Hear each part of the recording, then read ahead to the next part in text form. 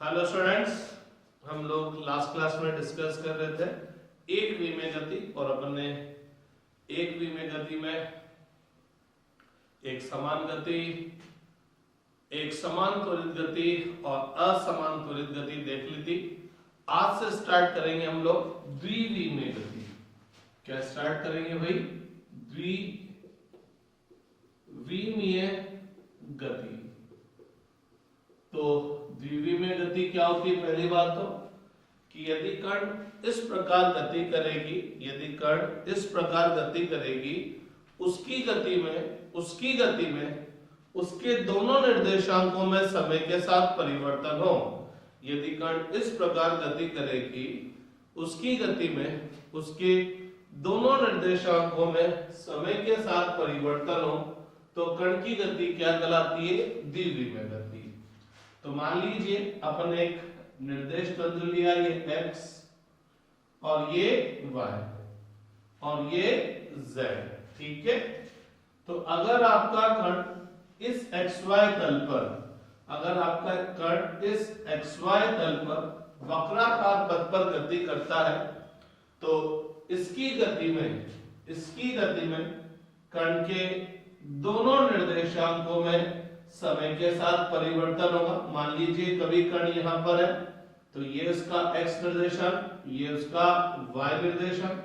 जब कण गति करते करते यहां पर आ गया तो ये x और ये y, और जब गति करते करते यहां पर आ गया तो ये x और ये y।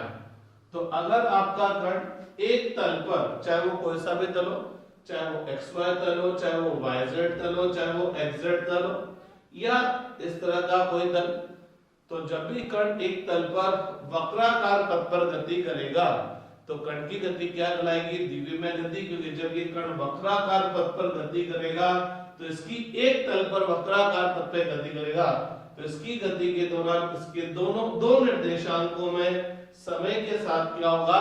परिवर्तन होगा, ठीक है।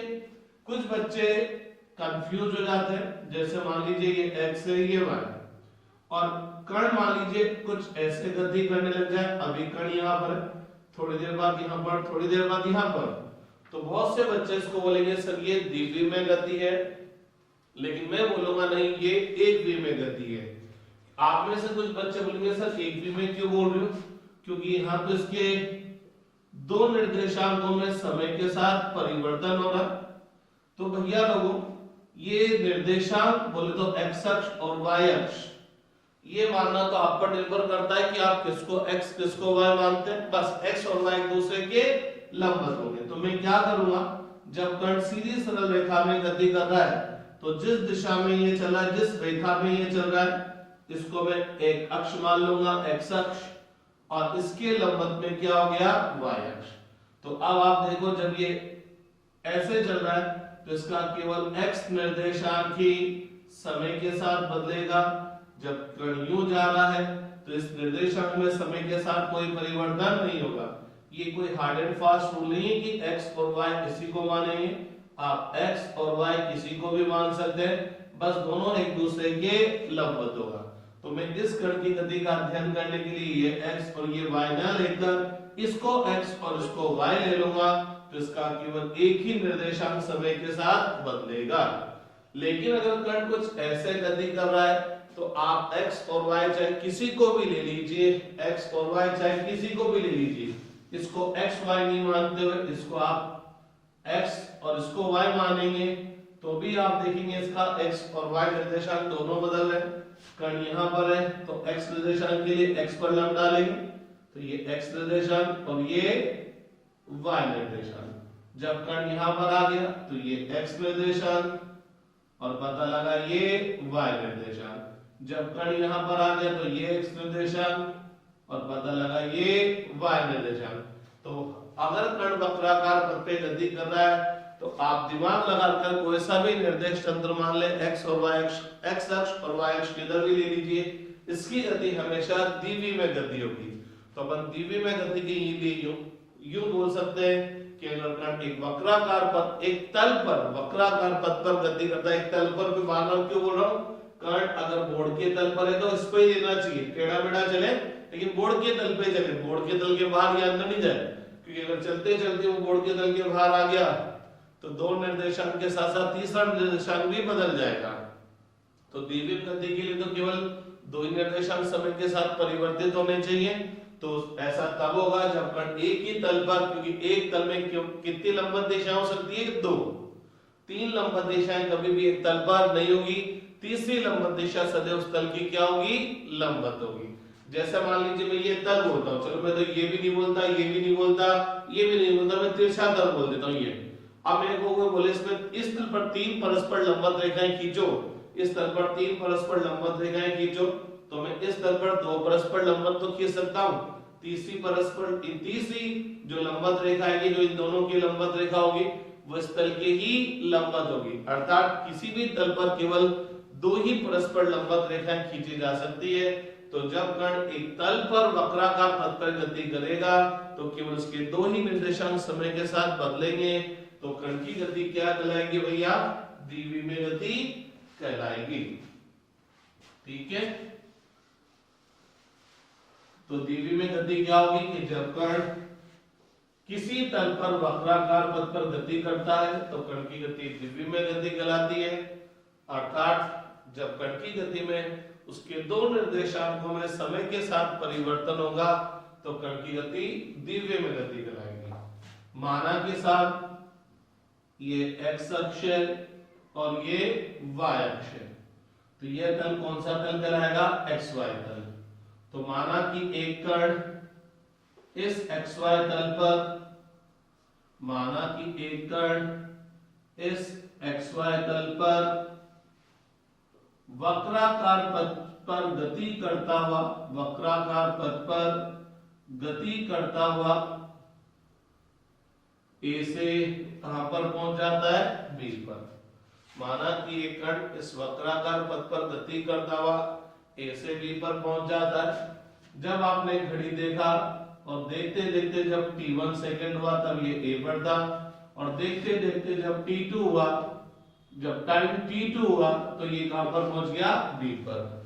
जब कण A पर था तो इसका मूल बिंदु O के सापेक्ष स्थिति सदिश कितना था, r1 वेक्टर, और जब ये B पर पहुंच गया तो इसका मूल बिंदु के सापेक्ष स्थिति सदिश, मूल बिंदु के सापेक्ष स्थिति सदिश क्या हो गया, r2 वेक्टर।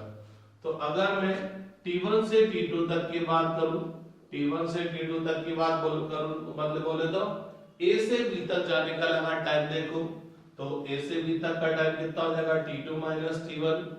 इस समय अंतराल में कण a से b पर पहुंच गया, तो इस समय अंतराल में कण द्वारा तय किया गया विस्थापन, विस्थापन क्या होगा, प्रारंभिक बिंदु को अंतिम बिंदु से मिलाने वाला तीर। तो मैंने a को b से मिला दिया, तो a को प्रारंभिक बिंदु को अंतिम बिंदु से मिलाने वाला तीर समय अंतर बताएगा। तो मैं बोलूंगा t1 से लेकर t2 समय तक में, अर्थात t2 माइनस t1 समय अंतराल में कण द्वारा तय किया गया विस्थापन कितना है, डेल्टा r वेक्टर। और अगर आप इस डेल्टा r को निकालना चाहेंगे, अगर आप इस डायग्राम के हिसाब से डेल्टा r को निकालना चाहेंगे तो ये डेल्टा r किसके बराबर आएगा, r2 vector minus r1 vector. कैसे, पहला सदिश खींचा, उसके अंतिम बिंदु पर दूसरा खींचा, तो पहले के प्रारंभ से दूसरे के अंतिम को मिलाने वाला सदिश r2 इन दोनों के योग को बताएगा। तो r2 वेक्टर किसके बराबर हुआ, r1 vector plus delta r। तो डेल्टा r वेक्टर किसके इक्वल हो गया, r2 vector minus r1 vector. तो अपन बोल सकते हैं t2 माइनस t1 समय अंतराल में कण द्वारा तय किया गया विस्थापन कितना है, r2 vector minus r1 vector. तो एक सेकंड में कण द्वारा तय किया गया विस्थापन कितना होगा, r2 vector minus r1 vector upon t2 minus t1। अरे भैया एक सेकंड में तय किया गया विस्थापन शायद 55 में बढ़ा था, क्या कहलाता है, वेग। और यह वेग क्या है, एक समय अंतराल के लिए आया कि एक निश्चित समय के लिए आया, एक समय अंतराल के लिए आया, तो यह वेग क्या कहलाएगा, औसत वेग। तो t1 से t2 तक के समय के दौरान अर्थात t2 माइनस t1 समय अंतराल में कण का औसत वेग कितना आ गया, डेल्टा आर वेक्टर बटा डेल्टा टी। ठीक बात है कि नहीं बात। लेकिन अगर मेरे से बोला जाता कि भैया आप तो ऐसा कीजिए, कण ए का वेग बताइए t बराबर t1 समय पर, कण का वेग बताइए t बराबर t1 समय पर, वेग बताना है, तो ये बात है कि विस्थापन में परिवर्तन की दर निकालनी पड़ेगी।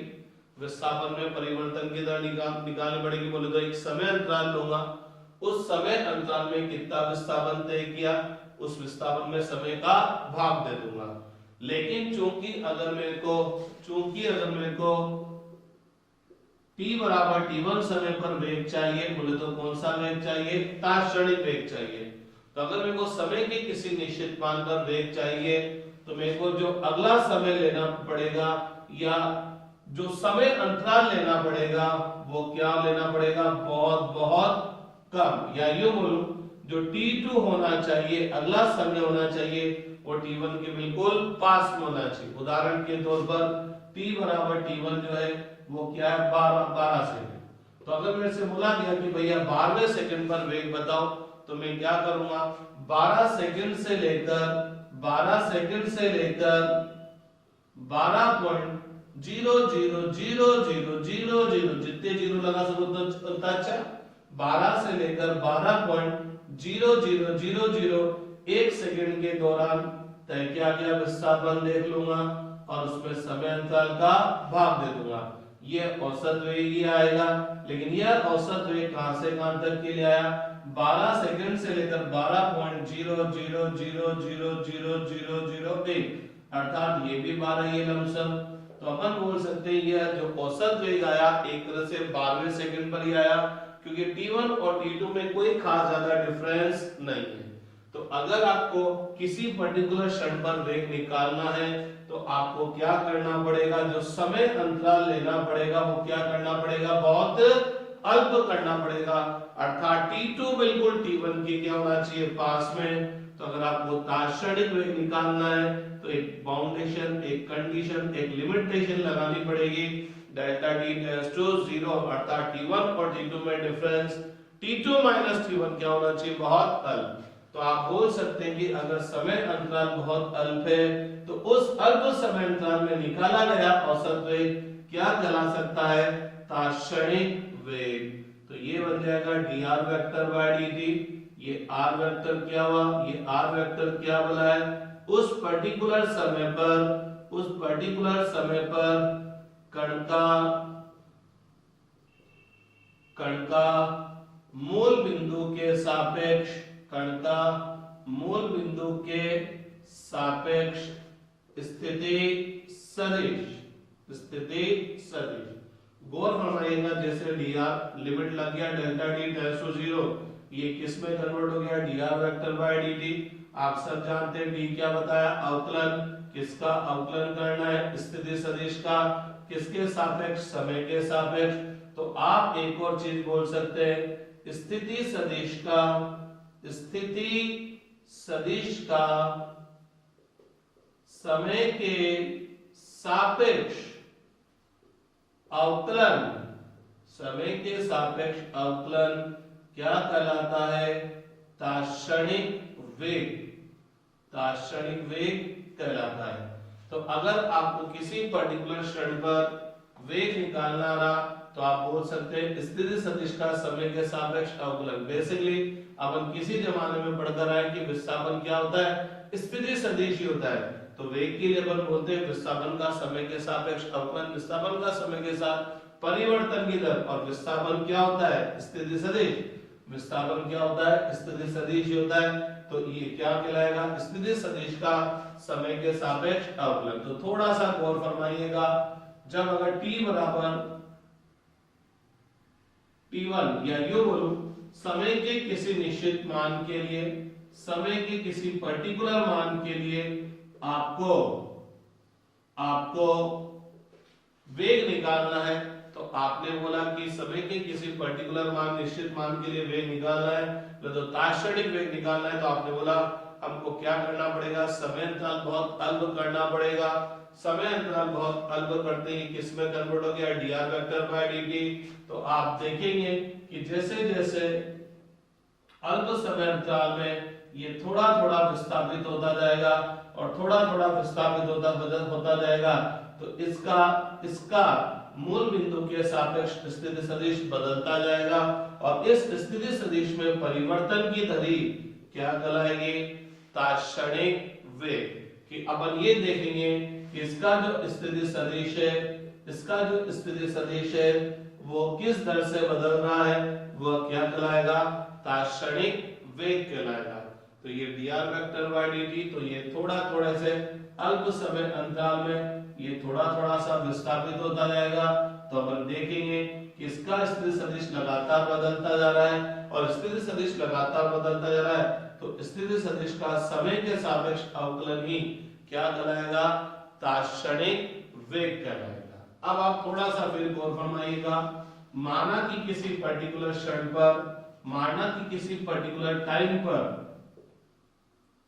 कण का मूल बिंदु के सापेक्ष स्थिति सदिश, कण का मूल बिंदु के सापेक्ष स्थिति सदिश r वेक्टर है। तो अगेन माना कि एक कण वक्राकार पथ पे गति कर रहा है, अभी कण किसी समय t पर कण यहां पर है और इसका मूल बिंदु के सापेक्ष स्थिति सदिश r वेक्टर है। ठीक है, किसी भी कण की स्थिति बताने के लिए दो तरीके हैं मेरे पास, एक तो स्थिति सदिश और एक निर्देशांक। तो माना कि इस बिंदु के मूल बिंदु के सापेक्ष निर्देशांक क्या है, x, y है, x, y। x, y का मतलब ये x निर्देशांक यहां से यहां तक का और ये y निर्देशांक यहां से यहां तक का। नो डाउट क्या स्थिति सदिश भी इस कण की किसी समय t पर मूल बिंदु के सापेक्ष स्थिति बता रहा है और ये निर्देशांक भी इसी कण की उसी समय t पर मूल बिंदु के सापेक्ष स्थिति को प्रदर्शित कर रहे हैं। तो भैया लोगों, स्थिति सदिश भी स्थिति बताता है, निर्देशांक भी स्थिति बताते हैं। तो इन दोनों के मध्य बोले तो निर्देशांक और स्थिति सदिश के मध्य कोई संबंध होना चाहिए, तो बिल्कुल है। अगर मैं इस स्थिति सदिश को इसकी दो लंबवत दिशाओं में वियोजित करूं, बोले तो r वेक्टर को दो लंबवत दिशाओं में वियोजित करूं, तो r वेक्टर के अंतिम बिंदु से मैं x पर लंब डालूंगा, तो सदिश के प्रारंभिक बिंदु से लंब का फुट पॉइंट मिलाने वाला सदिश इस r वेक्टर का क्या कहलाएगा, घटक कहलाएगा x दिशा में, और सदिश के प्रारंभिक बिंदु से y दिशा में जो लंब का फुट पॉइंट आया, यहां से यहां तक एक तीर खींचूंगा तो ये r वेक्टर का y दिशा में घटक कहलाएगा। तो आप सब जानते हैं मेरा r वेक्टर इन दो सदिश से मिलकर बना है, तो ये घटक का मतलब क्या है कि आपका सदिश जिनसे मिलकर बना है वे सदिश दिए हुए सदिश के क्या कहलाएंगे, घटक। तो rx वेक्टर और ry वेक्टर, r वेक्टर के क्या कहलाएंगे, घटक, क्योंकि r वेक्टर इन दोनों से मिलकर बना है। बोले तो इन दोनों को अगर मैं जोड़ दूंगा तो वापस r वेक्टर आ जाएगा। किसी भी सदिश को प्रदर्शित करने के लिए दो बातों का ध्यान होना आवश्यक, परिमाण और दिशा। rx वेक्टर के परिमाण को मैं rx और दिशा देने के लिए i के, ry वेक्टर के परिमाण को ry दिशा देने के लिए j के। rx वेक्टर क्या बला होगी, rx वेक्टर क्या बला होगी, अगर मैं मूल बिंदु से ये जो लंब का फुट पॉइंट आया इसकी तरफ एक तीर खींच दूं तो इस तीर की लंबाई rx वेक्टर का परिमाण बताएगी। और पता लगा अरे इस तीर की लंबाई तो क्या है, x निर्देशांक की तो है, तो यहाँ से यहाँ तक की दूरी, तो ये rx वेक्टर का परिमाण बोले तो rx क्या है, x निर्देशांक, और ry वेक्टर का परिमाण बोले तो इस तीर की लंबाई, इस तीर की लंबाई बोले तो यहाँ से यहाँ तक की दूरी, अरे ये तो y निर्देशांक है, तो ये क्या हो गया, y j के। तो इस तरह से अपन क्या कर सकते हैं, स्थिति सदिश को उसके निर्देशांकों के रूप में प्रदर्शित कर सकते हैं। अब जैसे जैसे ये कण आगे बढ़ता जाएगा इसका स्थिति सदिश लगातार बदलता जाएगा, और आप देख रहे हैं जैसे जैसे इसका स्थिति सदिश बदल रहा है x निर्देशांक और y निर्देशांक बदलते जा रहे हैं। तो अब अगर मेरे को इसका किसी क्षण वेग निकालना है, किसी क्षण वेग निकालना है बोले तो क्या निकालना है, तात्क्षणिक वेग निकालना है। तो अगर मेरे को किसी भी पर्टिकुलर क्षण पर इसका वेग निकालना है, तात्क्षणिक वेग निकालना है, तो अभी अभी पढ़कर आए कि तात्क्षणिक वेग क्या होगा कि स्थिति सदिश का समय के सापेक्ष अवकलन। अपन ये देखेंगे तात्क्षणिक वेग निकालने के लिए कि इसका स्थिति सदिश समय के साथ किस दर से बदल रहा है। तो dr वेक्टर बाय dt, अरे कभी पढ़कर ही आया बता ना, ये निकाला है कभी। और अगर अपन इस r वेक्टर को इसके घटकों के रूप में लिख दूं, चूंकि स्थिति सदिश है तो इसके घटक क्या आएंगे, निर्देशांक। स्थिति सदिश में क्या होगा, r वेक्टर क्या बताएगा कि ये बिंदु मूल बिंदु से कितनी दूरी पर है और किस दिशा में। तो एक तरह से r वेक्टर का परिमाण क्या बता रहा है, इसकी मूल बिंदु से दूरी को बता रहा है। तो जब इसके घटक लेंगे तो ये बताएगा कि यह बिंदु x दिशा में कितनी दूरी पर है, और y वाला घटक बताएगा कि y दिशा में कितनी दूरी पर है। तो इस बिंदु पर जाने के लिए एक तरह से x दिशा में कितना दूर चलना पड़ेगा, y दिशा में कितना दूर चलना पड़ेगा। तो किसी बिंदु पर जाने के लिए x दिशा में जितना चलना पड़ता है वह x निर्देशांक कहलाता है, y दिशा में जितना चलना पड़ता है वो क्या कहलाता है, y निर्देशांक कहलाता है। इसको अलग अलग कर दें तो dx by dt ik plus dy by dt jk। ठीक है, तो भैया लोगों ये क्या है, कण का किसी पर्टिकुलर क्षण पर वेग। अगर मैं किसी पर्टिकुलर क्षण पर वेग की बात करूं तो तात्क्षणिक वेग हमेशा कण जिस पथ पर गति कर रहा है उस पथ के किसी बिंदु पर खींची गई स्पर्श रेखा उस बिंदु पर कण के वेग की दिशा को प्रदर्शित करती है। तो अगर मैं किसी समय t पर इसका तात्क्षणिक वेग देख रहा हूं तो तात्क्षणिक वेग की दिशा बताने के लिए मैं क्या कर दूंगा, इस बिंदु पर इस पथ पर क्या कर दूंगा, स्पर्श रेखा खींच दूंगा। ऐसा करते इस वेग को भी तोड़ दें। तो माना कि जब इस वेग को तोड़ा तो इसका x दिशा में घटक क्या आया, vx वेक्टर, y दिशा में घटक क्या आया, vy वेक्टर। बोले तो मेरा v वेक्टर इन दोनों घटकों से मिलकर बना है, और जब मेरा v वेक्टर इन दोनों घटकों से मिलकर बना है तो मैं v वेक्टर को क्या बोल सकता हूं, vx vector plus vy vector. v vector को क्या बोल सकता हूं भैया लोगों, vx vector plus vy vector. तो v वेक्टर इक्वल टू क्या हो गया, vx ik plus vy jk। नहीं हुआ क्या भैया लोगों, हो गया। ये भी v वेक्टर है, ये भी v वेक्टर है, तो इनको बराबर कर दो, इसको और इसको बराबर कर दो। तो चलो यहां लिख देता हूं। तो v वेक्टर इक्वल टू क्या है, vx ik plus vy jk, और यही v वेक्टर किसके इक्वल है, dx by dt ik plus dy by dt jk। अरे भैया ये रहा, नहीं आसमान से उतार के दिलाया मैं, तो पता लगा ये और ये आपस में बराबर है। यहाँ ik आ रहा है, ik आ रहा है, jk आ रहा है, jk आ रहा है, प्लस आ रहा है, प्लस आ रहा है। तो ये और ये दोनों बराबर कब होंगे, जब दोनों तरफ ik का गुणज सेम होगा, जब दोनों तरफ jk का गुणज सेम होगा।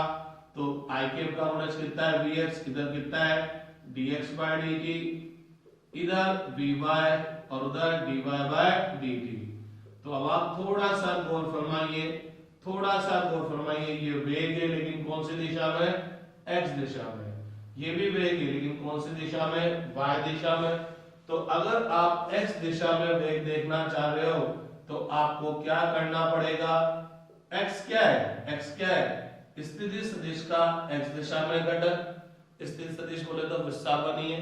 तो आप अगर x दिशा में वेग देखना चाह रहे हो तो आप क्या करना चाहेंगे कि इसका जो x निर्देशांक है, इसका जो x निर्देशांक है वो समय के साथ किस दर से बदल रहा है।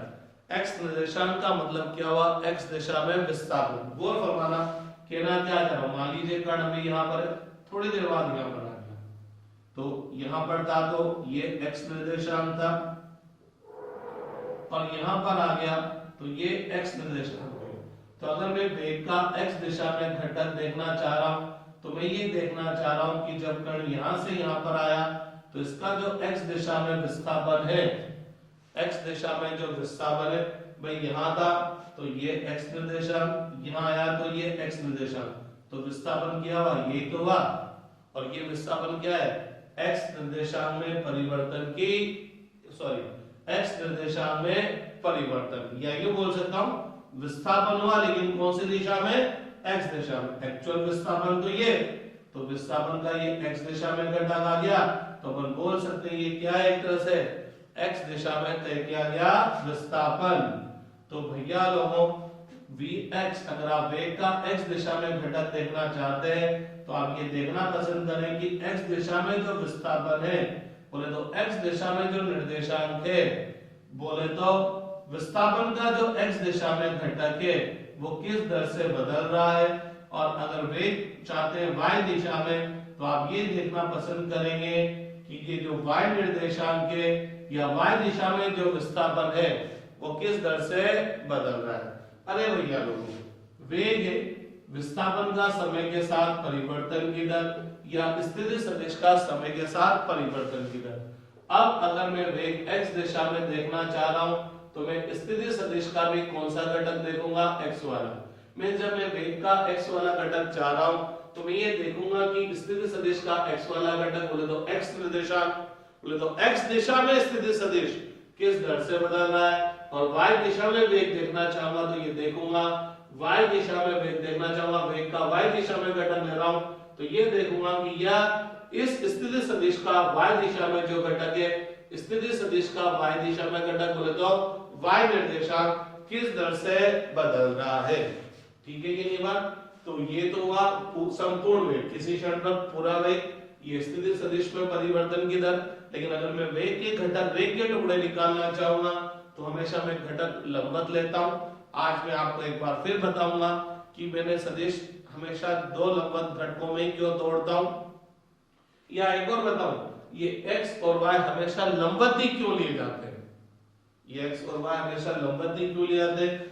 इसको और इसको x और y क्यों नहीं बोला, क्या रीजन रहा इसको x और y नहीं बोलने का, कि ये हमेशा लंबवत ही क्यों लिए गए, उसको अपन आज थोड़ा सा समझने की कोशिश भी करेंगे। और घटक क्यों लंबवत लिए इसको भी समझने की कोशिश करेंगे। वैसे अपन पहले भी देख चुके हैं लेकिन इस बार अपन और देखेंगे। तो अगर मैं वेग का x वाला घटक चाहता हूं तो वेग है विस्थापन में समय के साथ परिवर्तन की दर, या स्थिति सदिश का समय के साथ परिवर्तन की दर। तो अगर मैं वेग x दिशा में देखना चाहता हूं तो मैं विस्थापन में परिवर्तन की दर भी x दिशा में देखूंगा। इसका मतलब मैं यूं मानूंगा कि कण ऐसे नहीं चल रहा है। अगर मैं x की बात करूंगा तो मैं बोलूंगा पहले कण यहां पर था और थोड़ी देर बाद कण यहां पर आ गया, बोले तो x दिशा में उसका विस्थापन ये हुआ, तो ये x दिशा में विस्थापन में परिवर्तन की दर आएगी। x दिशा में विस्थापन बटा समय अंतर, ये x दिशा में परिवर्तन की दर आ गई। अगर मैं वेग का y दिशा में घटक ले रहा हूं तो मेरे को स्थिति सदिश, बोले तो विस्थापन का भी y दिशा में घटक लेना पड़ेगा। तो ये मेरा विस्थापन है, ये मेरा विस्थापन है, या ये मेरे स्थिति सदिश में परिवर्तन आया तो ये मेरा विस्थापन है।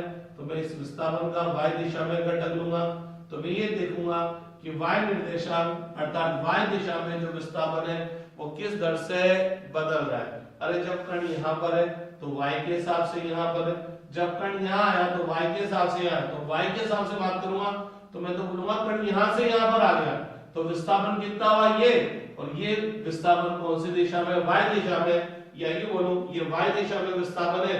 इसका मतलब एक तरह से क्या है, जब कण यहाँ पर था तो ये y निर्देशांक, और जब कण यहाँ पर आ गया तो यहाँ से लेकर यहाँ तक y निर्देशांक, तो जब कण यहाँ से यहाँ पर आया तो ये क्या आया, y दिशा में विस्थापन, बोले तो y निर्देशांक में परिवर्तन। और इस y निर्देशांक में परिवर्तन की दर निकाल लोगे तो ये वेग का कौन सी दिशा में घटक आ गया, y दिशा में। ठीक है कि नहीं बात। अब अगर मेरे को इसी तरह से त्वरण की बात करनी है तो आप सब जानते हैं त्वरण किसके बराबर होता है, वेग का समय के सापेक्ष अवकलन या वेग का समय के साथ परिवर्तन की दर। अगर तात्क्षणिक त्वरण की बात करेंगे तो समय के किसी निश्चित मान पर, तो तात्क्षणिक त्वरण किसके बराबर हो गया, a वेक्टर बराबर dv वेक्टर बाय dt। तो तो a वेक्टर बराबर क्या हो गया dv वेक्टर बाय dt। इस v वेक्टर को इसके लंबवत घटकों के रूप में लिख दे vxi प्लस vyj। तो a वेक्टर इक्वल टू क्या हो गया dvx by dt i plus dy by dt j। यदि मैं इस a वेक्टर को भी इसके लंबवत घटकों के रूप में लिखता बोले तो त्वरण को भी तोड़ देता मैं इसके दो लंबवत घटकों में। तो माना कि त्वरण का x दिशा में घटक आया ax, y दिशा में घटक आया ay। तो a वेक्टर इन दोनों घटकों से मिलकर बना है और ये a वेक्टर भी एक तरह से इन दोनों घटकों से मिलकर बना है। ये भी तो एक तरह से घटक ही है यार, या यूं बोलूं ना, अगर आप ये तो मैं क्या बच्चों के स्टाइल में पढ़ा रहा हूं, अगर मैं थोड़ा बड़ों के स्टाइल में पढ़ाता तो मैं बोलता ये a वेक्टर इन दो घटकों से मिलकर बना, दो लंबवत घटकों से मिलकर बना। तो ये वाला जो घटक है वो कौन सी दिशा में x में, ये वाला घटक y में।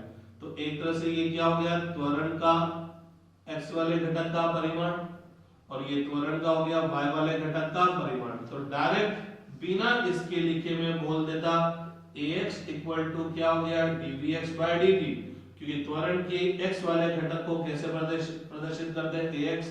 तो ये ax क्या है dvx बाय dt और ये ay क्या आएगा मर्डर कर दिया dy बाय dt, क्या आएगा dy बाय dt। हाँ dy है ना भैया, तो dy बाय dt मींस मैं चाहता तो मैं डायरेक्ट बोल सकता था कि ये a वेक्टर इन दो सदिशों से मिलकर बना है। तो ये दोनों इसके क्या कहलाएंगे घटक कहलाएंगे और ये दोनों घटक एक दूसरे के लंबवत है, एक x में एक y में।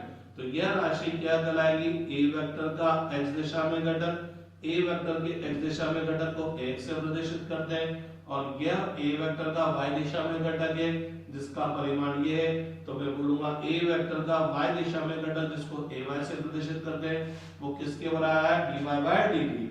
लेकिन आपको बच्चों के स्टाइल में पढ़ाने के लिए पहले यूं लिख देते हैं कि भैया a वेक्टर के x वाला घटक axi के y वाला घटक ayj के। मेरा a वेक्टर इन दो लंबवत घटकों से मिलकर बना है और पता लगा अरे ये भी a वेक्टर ये भी a वेक्टर, तो दोनों को कंपेयर करें जैसे वहां किया था i j तो दोनों के ये और ये दोनों बराबर है। तो ये और ये दोनों बराबर होने का मतलब दोनों में i का गुणज सेम, दोनों में j का गुणज सेम। तो ax बराबर dvx बाय dt और ay बराबर क्या हो गया dv बाय dt। इसका मतलब क्या हुआ, इसका मतलब क्या हुआ गौर फरमाइएगा। अब एक कण मान लीजिए यहाँ पर है, इसका ये वेग v1 है, थोड़ी देर बाद कण यहाँ पर आ गया। मैं अगले अल्प समयांतराल की बात कर रहा हूँ, लेकिन आपको ये दो बिंदु अलग अलग दिखाई दे, स्वस्थ आंखों से भी अलग अलग दिखाई दे, इसलिए मैं इतना बड़ा बना रहा हूँ।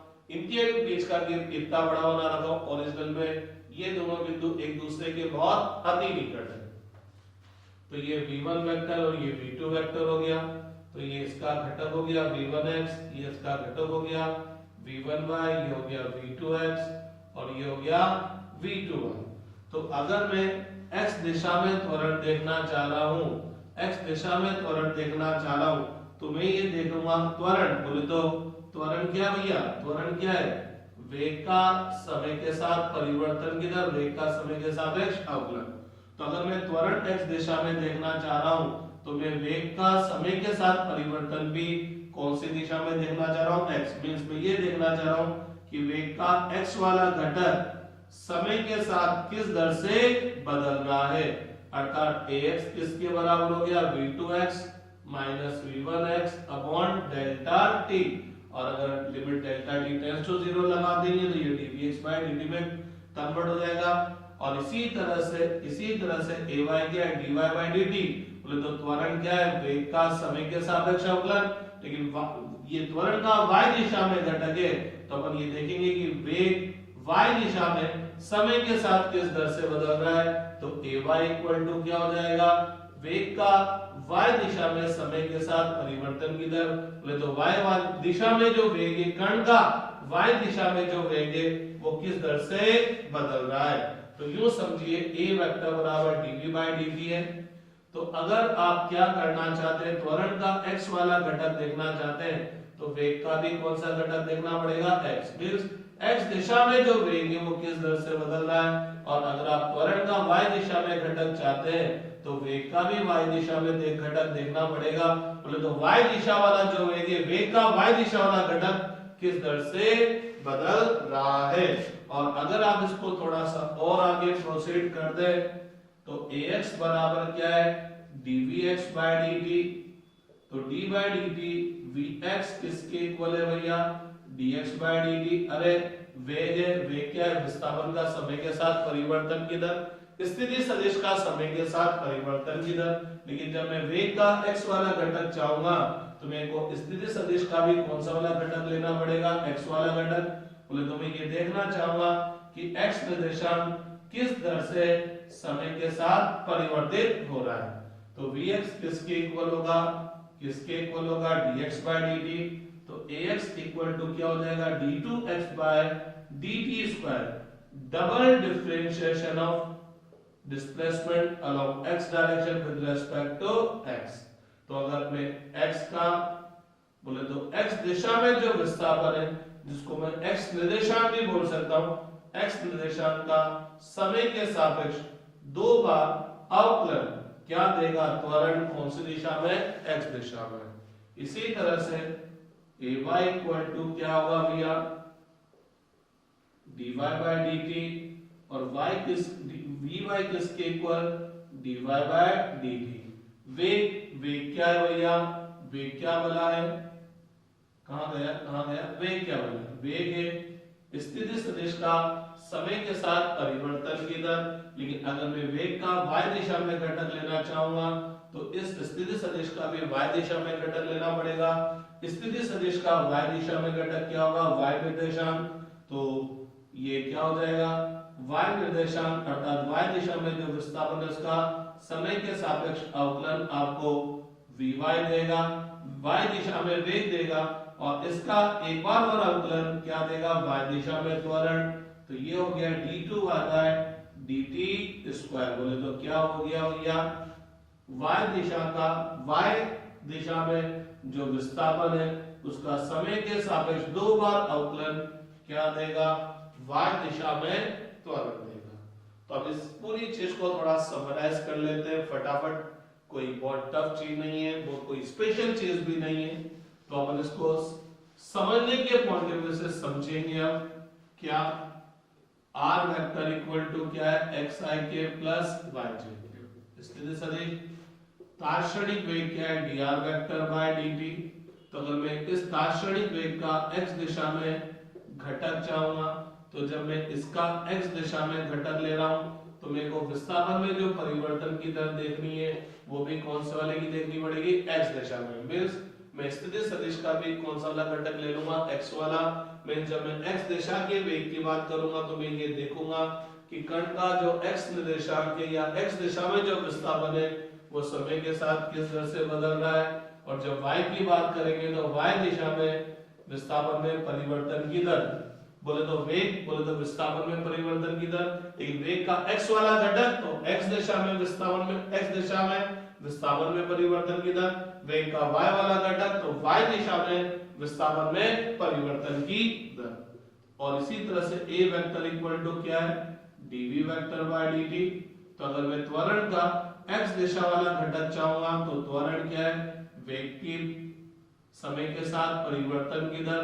लेकिन जब x दिशा वाला त्वरण चाहिए तो ये देखूंगा वेग का x वाला घटक, x दिशा में वेग का x वाला घटक बोले तो x दिशा में वेग किस दर से बदल रहा है। और जब त्वरण y दिशा में चाहिए तो मैं ये देखूंगा कि कण का जो y दिशा में जो वेग है वो किस दर से समय के साथ बदल रहा है। ठीक है कि नहीं, बात क्लियर। अब अपन द्विविमीय गति की बात करते हैं कि द्विविमीय गति कितने प्रकार की हो सकती है। तो अपन ने एक विमीय गति तो देखा था कि एक विमीय गति दो प्रकार की होती है, एक तो एक समान गति और एक असमान गति। एक समान गति को अपन ने बोला था अत्वरित गति, जिसमें त्वरण नियत, त्वरण शून्य है, वेग नियत है। असमान गति बोले तो जिसमें वेग नियत नहीं है, त्वरण उत्पन्न हो रहा है, बोले तो त्वरित गति। फिर उस त्वरित गति को भी दो भागों में बांट दिया था, एक था एक समान त्वरित गति, एक था असमान त्वरित गति। लेकिन आज अपन देखते हैं कि द्विवीय में गति कितने टाइप की होगी। तो अगर अपन बात करते हैं द्विवीय में गति, तो एक समान गति और असमान गति। तो अगर मैं एक समान गति की बात करूंगा तो वेग नियत होगा। वेग नियत होने का मतलब वेग दो चीजों का मिश्रण है, परिमाण और दिशा। और भैया लोगों, अगर वेग नियत है, वेग समय के साथ नियत है, तो परिमाण भी नियत है, दिशा भी नियत है। और वेग की जब दिशा नियत होगी तो वेग क्या करेगा, सीधी सरल रेखा में गति करेगा। और जब ये सीधी सरल रेखा में गति करेगा तो यह गति द्विवीय में गति नहीं होगी। अर्थात द्विवीय में गति में कभी भी एक समान गति नहीं आएगी।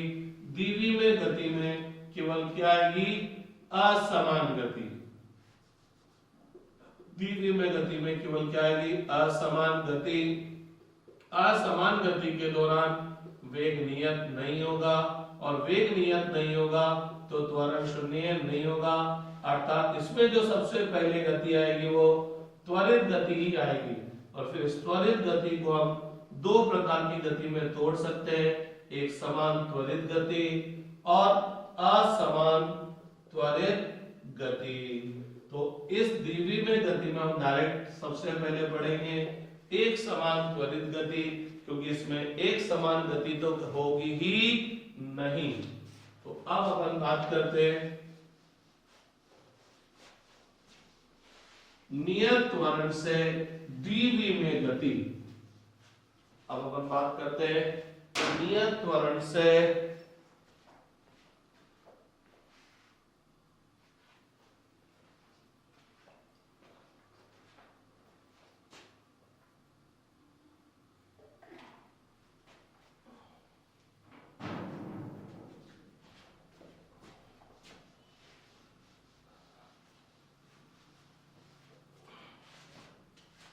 नियत त्वरण से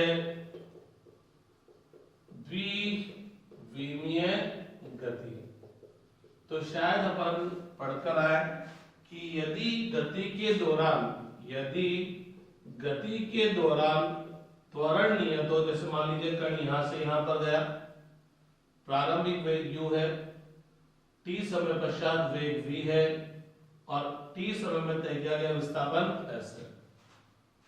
तो अगर अपन बोलते हैं कि गति के दौरान त्वरण नियत है, तो इस कण की गति का अध्ययन करने के लिए हम गति की जो समीकरण है वो कौन सी उपयोग में ले सकते हैं। अगर मेरे को t समय पश्चात वेग चाहिए तो v वेक्टर इक्वल टू क्या आ जाएगा, u vector plus a vector t।